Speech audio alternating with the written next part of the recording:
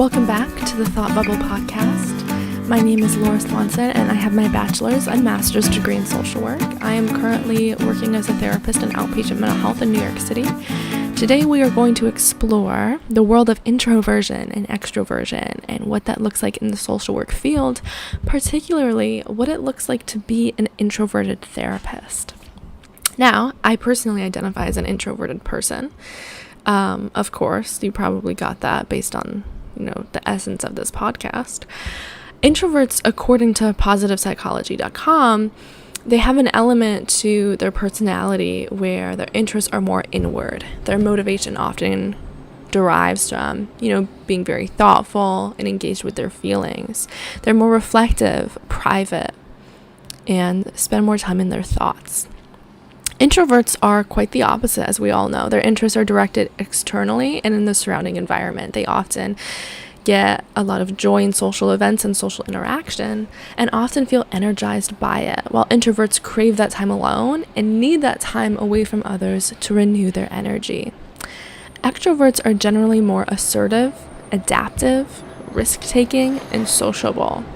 Carl Jung was actually the very first person to suggest that differences like this in personalities existed, but he spoke more in terms of libido, which is not what we're talking about here. Obviously now psychology has moved onward, and it's more in terms of someone's personality and where they get their, social energy from. Jung also suggested that there was a third category right in the middle on the spectrum of introversion and extroversion. Ambiverts draw energy from both external environment and their internal selves. These people are viewed in psychology to be more flexible between the two poles of introversion and extroversion.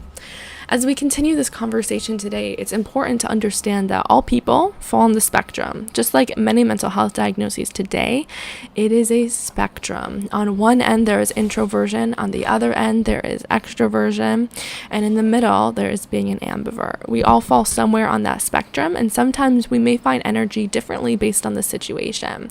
But I think overall, we all have some kind of category we might fall into in general terms, right? So generally, I would identify as an introverted individual, but there are situations where I do have more extroverted qualities. Now, I think there has been a debate on being outgoing versus being shy and how that's different than being an introvert and an extrovert. Based on the research and reading that I did, it kind of, a lot of that literature pointed towards introverts being more reserved, which could potentially look like being more shy. So I'm not necessarily saying that's true, but sometimes it can appear that way. And a lot of the literature also points to extroverts, being more outgoing and that kind of thing. So in terms of that argument, it's not really something that we're seeing here. But there also is not a whole bunch of research about introversion and extroversion. It's kind of honestly a new-ish topic, even though it's been around since Carl Jung in the beginning of the 1900s, but that's still relatively new. So today we're going to talk about being an introverted therapist and how that works within practice. As a person who is an introverted therapist, I can tell from firsthand experience that it's very interesting and complex. Typically, I am a pretty reserved individual, and I tend to keep to myself. I read a lot, I write a lot, and I particularly love the time that I spend by myself. As a therapist, depending on the day, I may see up to 10 clients for 45-minute therapy sessions each, unless it's a group or a family therapy session. I can say confidently that at the end of the day, I am drained emotionally and mentally. Being open, creating therapeutic space, and working intensely with people the whole entire day back to back is a lot for anyone, but particularly for introverts who are drained by extensive social interaction. Now, introverts do tend to interact socially more when it is on a one-on-one basis, which I think is why I am comfortable being a therapist, is because it is on a one-on-one basis, with the exception of when I do therapy groups or family sessions. What I found when I do work, however, is that even though I'm not fond of social events and I'm not an outgoing individual, a switch was flipped. It's like some part of me, something flipped when I entered the role of therapist. In my personal life, I'm really not a good conversationalist. But in sessions, I'm really able to connect with my clients and speak at length with them. We never really run out of things to say. And my passion for the work really overrode any lack of sociability that I had. Any of that shyness or that nervousness that I have really goes away as a therapist. So I think that's very interesting. I'm not sure if any other people are like that way either. If you are, feel free to share. That'd be comforting. But I think it's an interesting concept that because I am so passionate about the work and I love what I do, that passion does override that sense of shyness and that desire to, not speak a lot. Now, it is important to know that the use of silence and of not speaking in therapy is also very useful. And so introverts are naturally leaning towards that way. So that skill, I think, is also important in therapy, and something that can be utilized a lot is the use of silence and of just creating space for something and allowing the client to pursue that if they wish. Research has shown that introverts learn more through observation, and they have high levels of empathy and active listening skills. Obviously, we don't want to get all, up in arms, because that's not to say introverts are not good at active listening and that they're not empaths. But both introverts and extroverts are empaths. But introverts are naturally more attuned to their thoughts and feelings, and therefore more aware and conscious of others' thoughts and feelings. There are many qualities of introversion that overlap with being a great therapist. Just because you are introverted, it does not mean you cannot be a good social worker or therapist.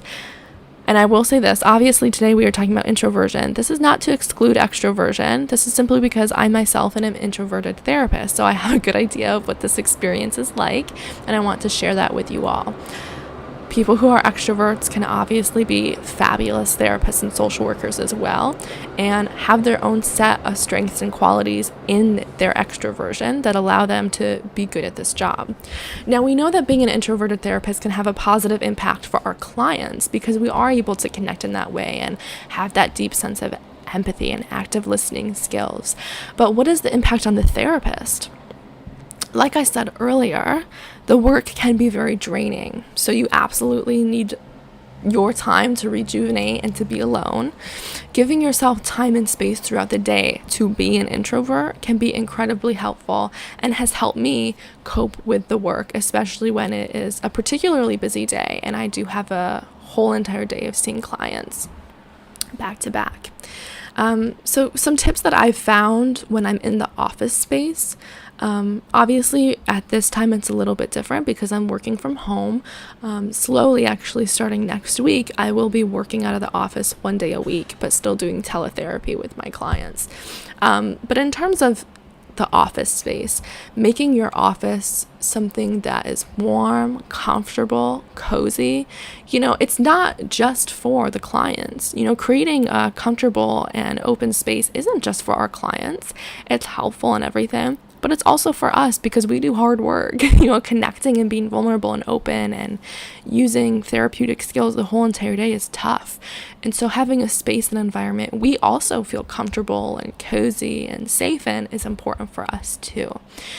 And particularly for introverts, obviously, since that's the topic of conversation, having that space where when the client leaves at the end of the session, you feel comfortable and you can take that moment to relax for a second. Another tip is to not schedule clients on top of each other. What I try to do is see clients every hour on the hour. So I have 15 minutes in between clients because I do 45-minute sessions. Now, this is not a perfect system because there are days when I see clients every 45 minutes and it's back to back to back to back. On days like that, it is very draining and I don't have that time in between clients to really take a breath. Giving yourself a few minutes in between clients is important as an introvert, but it's also important as a therapist because that gives you the time to reflect on the session. It gives you time to assess your practice, assess the client's progress in treatment and kind of what happened in the session. And it also gives you an opportunity to complete your progress note right then and there. Some days I don't do that during that 15-minute break. Some days I leave the office and I take a walk for a few minutes and I'll wait to do my note at the end of the day.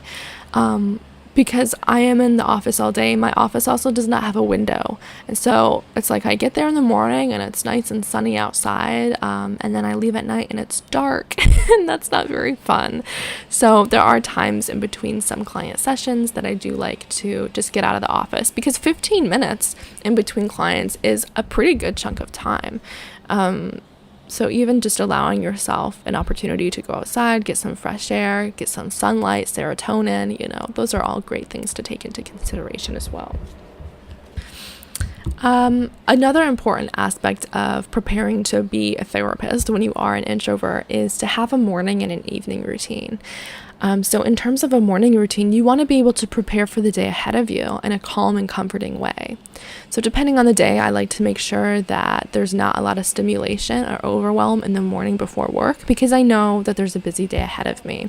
I also live in Manhattan, and I grew up in a very rural area. So moving to New York City and living in a high stimuli environment was a huge shift for me as a person, just in terms of what I was used to, but also as an introvert. And so giving myself that time in the morning to just be in some peace and quiet and have a chill start to the day is really important for me. So I have a morning routine. Now, because of coronavirus and quarantine and everything, my routine and schedule has been slacking. I've slowly been getting back into that habit, but it has been difficult. But typically, I do like to have a morning routine where I wake up early while the world is still very quiet, even in New York City.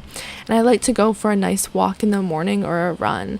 I really enjoy cardio. Cardio is something that helps me de-stress, process, and really just cope with the ins and outs of life. And in the mornings is really the only opportunity I have that, because typically my work schedule, especially when we get back to the office, is going to be from 11 a.m. until 8 o'clock at night. And so by the time I get back, it'll usually be dark out. In the summertime, obviously, it'll still be a little light outside, but I need to be able to utilize the mornings, which is why I always like to go for a walk or run in the morning, so I make sure I get outside and get some fresh air for that day. I also enjoy a nice cup of coffee or a cup of tea. Lately, I've been leaning towards coffee, but that's all right. And I also lean on some spiritual beliefs. So I am a Christian. I read my Bible. I spend time in prayer. I meditate. So doing anything like that. I used to do yoga in the morning as well, but that's actually a part of my evening routine now. So any spiritual practices that you like to do that relieve stress and that make you feel calm and cool for the day. I also love journaling. Like I said earlier, I really enjoy reading and writing, and I've input journaling into both my morning routine and my evening routine. So in the morning, I like to create goals for myself, and really kind of just process the beginning of the day, and set a nice positive calm tone for the day. Sometimes I also bring my journal to work with me. Obviously, I don't write anything about my clients down in there unless it's like within HIPAA regulation, because it is a personal journal. It's not like I'm leaving in my office.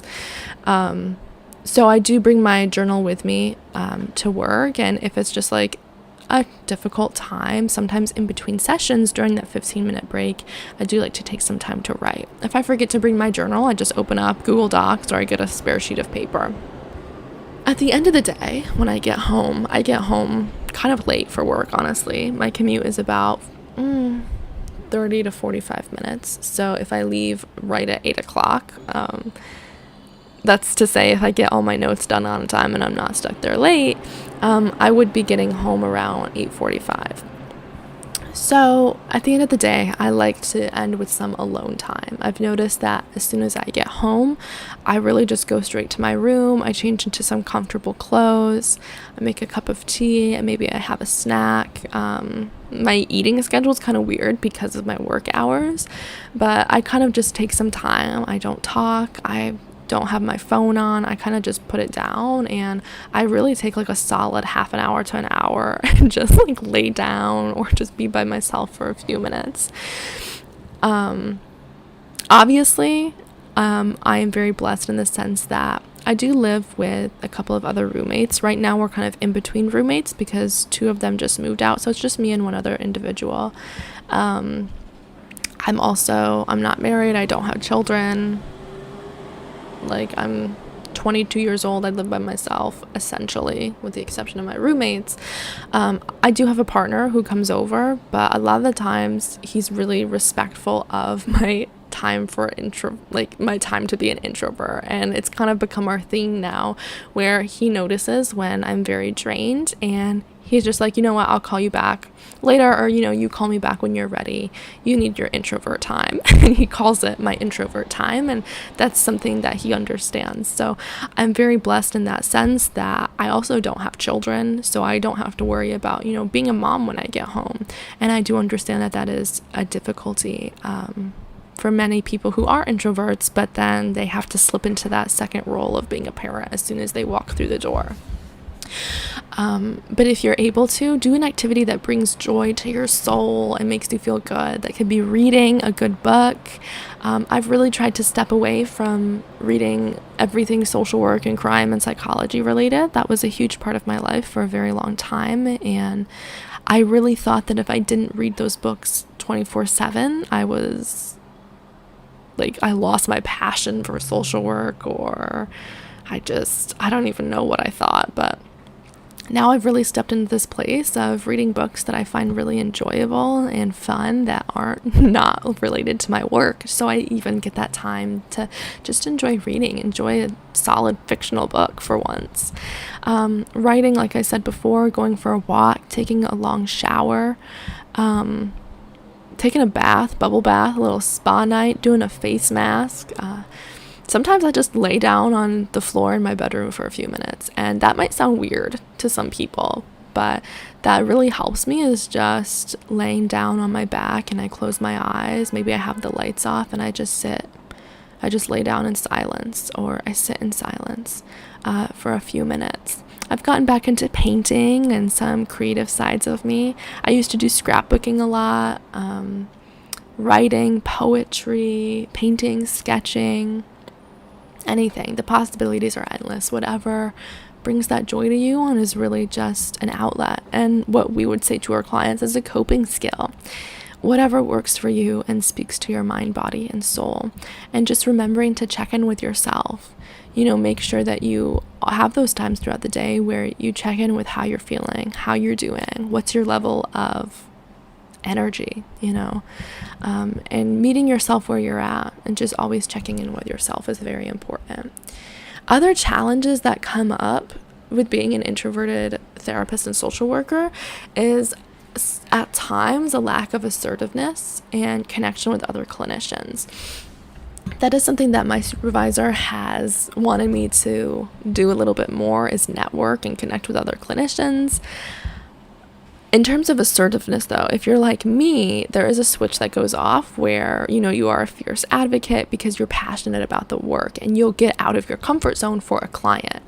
It is difficult, and for me, it did take time and practice for me to get there, but you will find your own style and your own rhythm. And I think that's the important part to remember, is there is not one model of being a social worker. There is not one social work style. There's not one therapy style. We are all humans. We're all different. We all have different personalities, and we all have all those strengths that come with different personalities that add to who we are as a therapist and how we function as a therapist and social worker. So just remember, just because your practice doesn't look like someone else's doesn't mean it's wrong. It just means you have your own style.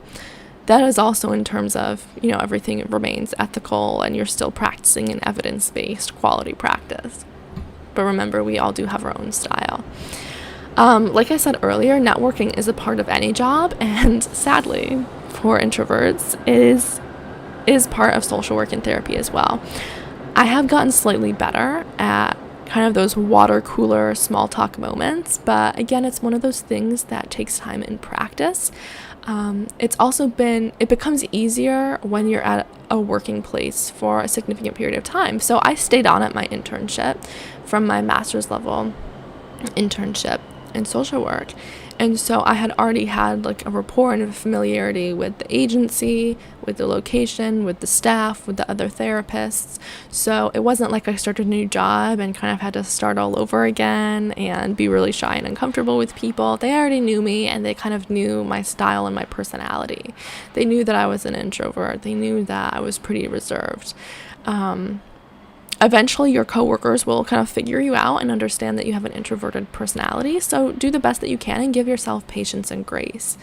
I think a lot of the times what I've done is sometimes it is difficult for me to approach other people and initiate conversation with like other clinicians, to network and do all that kind of stuff. But when they approach me, I'm very comfortable about it. I don't know if that's an introverted thing or if that's another part of my personality, but if someone approaches me for a conversation, I am a lot more comfortable, and I do feel slightly more outgoing about it. And I don't know, I just speak a lot easier. It's a lot more difficult for me to approach someone else and initiate conversation. At the end of the day, being an introvert and being a therapist is difficult. I won't knock that at all, but the work is amazing, and introverts have innate gifts and personalities that allow for deep personal connection, empathy, and a strong therapeutic relationship. We can relate to many people and understand the thoughts and feelings of many clients. Though the work is hard and it can be draining, we are still capable of being outstanding therapists and social workers. It's important that we continue to take care of ourselves, listen to where you are, listen to what your body and soul are telling you, and remember to take that time for yourself. But you can be great as an introvert in the social work and mental health field. Thank you all so much for listening to today's podcast on being an introvert in the field of social work and mental health. If you relate to anything that we talked about today, or you want to share your own experience, feel free to share it in the comments on whatever platform you're listening on. Also, feel free to check out my Etsy shop, my Teespring, Instagram, Twitter, Pinterest, Facebook, YouTube, at The Thought Bubble, or at The Thought Bub. On my Etsy, you can find social work and therapy activities and resources. On my Teespring shop, you can find social work and mental health merch, like mugs, sweatshirts, tote bags, things like that. The links will be provided. If you would like to donate to The Thought Bubble and help me to continue creating content like this, you can go to my PayPal account provided in the link. Once again, thank you all so much for listening. I look forward to growing with all of you as social workers and therapists and continuing to work in the best field in the world.